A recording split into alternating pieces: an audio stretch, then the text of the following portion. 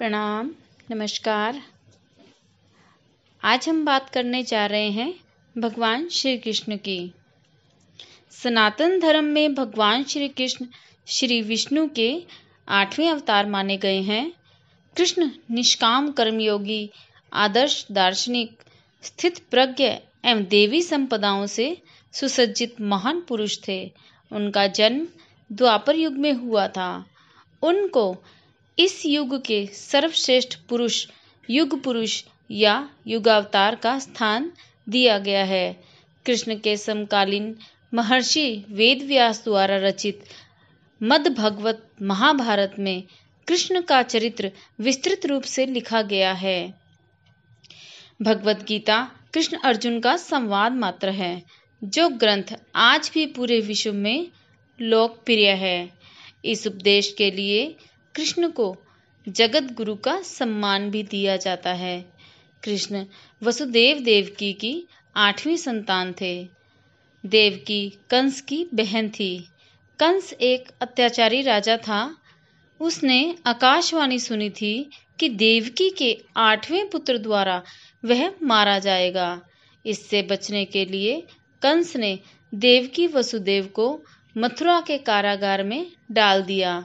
मथुरा के कारागार में ही भादो मास के कृष्ण पक्ष की अष्टमी को उनका जन्म हुआ। कंस के डर से वसुदेव ने नवजात बालक को रात में ही यमुना पार गोकुल में यशोदा के पास पहुंचा दिया। गोकुल में उनका लालन पालन हुआ। यशोदा और नंद उनके पालक माता पिता थे। बाल्यावस्था में ही उन्होंने बड़े बड़े कार्य किए, जो किसी सामान्य मनुष्य के लिए संभव नहीं थे। उन्होंने कई लीलाएं की, जिसमें गोचारण लीला, गोवर्धन लीला, रास लीला आदि मुख्य है। इसके बाद मथुरा में मामा कंस का वध किया। सौराष्ट्र में द्वारका नगरी की स्थापना की। वहां अपना राज्य बसाया। पांडवों की मदद की। विभिन्न संकटों से पांडवों की सहायता की। महाभारत के युद्ध में उन्होंने अर्जुन के सारथी की भूमिका निभाई और रण क्षेत्र में ही उन्हें गीता का उपदेश दिया। कृष्ण का शाब्दिक अर्थ। आइए जानते हैं कृष्ण के अर्थ को। कृष्ण एक संस्कृत शब्द है, जो काला, अंधेरा या गहरा नीला का समानार्थी है।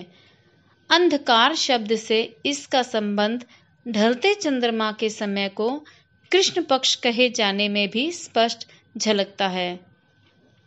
कृष्ण भारतीय संस्कृति में कई विधाओं का प्रतिनिधित्व करते हैं। कृष्ण को अक्सर मोर पंख वाले पुष्प या मुकुट पहनकर चित्रित किया जाता है। अक्सर बांसुरी बजाते हुए भी उनका चित्रण हुआ है। अन्य चित्रण में वे महाकाव्य महाभारत के युद्ध के दृश्यों का एक हिस्सा है। वहां उन्हें एक सारथी के रूप में दिखाया जाता है, विशेष रूप से जब वह पांडव राजकुमार अर्जुन को संबोधित कर रहे हैं, जो प्रतीकात्मक रूप से हिंदू धर्म का एक ग्रंथ भगवत गीता को सुनाते हैं। कई पुराणों में कृष्ण की जीवन कथा को बताया या कुछ इस पर प्रकाश डाला गया है। 2 पुराण, भगवत पुराण, विष्णु पुराण में कृष्ण की कहानी की सबसे विस्तृत जानकारी है। भागवत पुराण जैसे कृष्ण संबंधी साहित्य प्रदर्शन के लिए इसके आध्यात्मिक महत्व को मानते हैं, उन्हें धार्मिक अनुष्ठान के रूप में मानते हैं तथा प्रतिदिन जीवन को आध्यात्मिक अर्थ के साथ जोड़ते हैं। वीडियो को ध्यान से देखने के लिए आप सबका बहुत बहुत धन्यवाद। कृष्ण के बारे में और बहुत सारी जानकारियाँ हम दूसरे वीडियो में करेंगे।